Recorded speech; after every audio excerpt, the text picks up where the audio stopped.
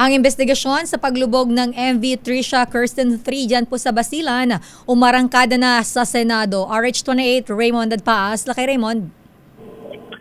Elaine at Mayor, umarangkada na ang investigasyon ng Senate Public Services Committee na pinamumunuan ni Senador Rafi Tulfo hinggil sa paglubog ng MV Tricia Kirsten 3 sa karagatan ng Basilan.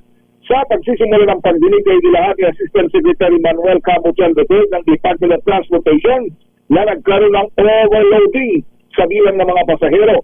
Ang allowed ay 352 na pasahero at 24 hanggang 27 na crew. Ngunit sa resulta ng investigasyon, 293 ang survivors, 52 na ang na-recover na cadaver at 24 ang missing.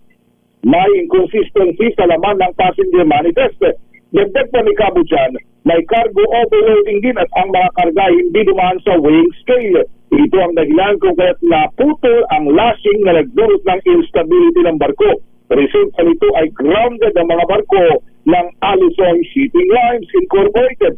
Narito si Asek Camuchan. The vessel exceeded its passenger capacity. Its capacity, authorized capacity po is 352 plus 24 to 27 crew members allowed. As of yesterday po, the numbers were, there were 293 survivors, 52 cadavers recovered, and 24 are missing.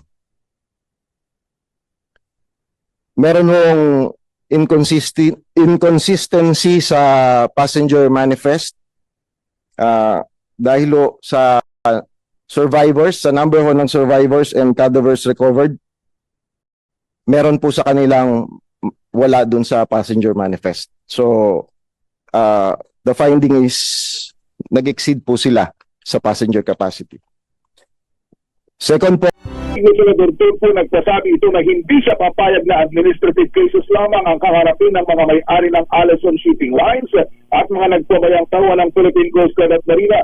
Dapat ay kasong kriminal ang kakarapin ng mga ito dahil malinaw na nagkaroon ng kapabayaan dahil lumalabas na napakarami ng mga aksidente sa dagat na kinasangkutan ng mga barko ng Allison Shipping Lines Incorporated. Sabi ni Tulfo, ayon sa Republic Act 9295, ang mga steel-hulled sea vessels ay dapat 30 years lamang ang buhay nila at kailangan na silang i-retire kumpara sa MV Tricia Kirsten 3 na 31 years old na. Narito si Senador Rafi Tulfo. Ba't administrative lang? we understand, Mr. Chair, and ang sabi ko nga po kanina, the report is, the investigation report po is still partial, subject po dun sa retrieval pa po ng vessel, so we can... I understand, Asek. I understand. I know what you're saying. Yes, I can follow you. Apo. Pero my point is, binanggit mo na mismo kanina na marami silang lapses, marami silang pagkukulang. Kaya nga magpapile kayo ng kaso left and right kung kani-kanino.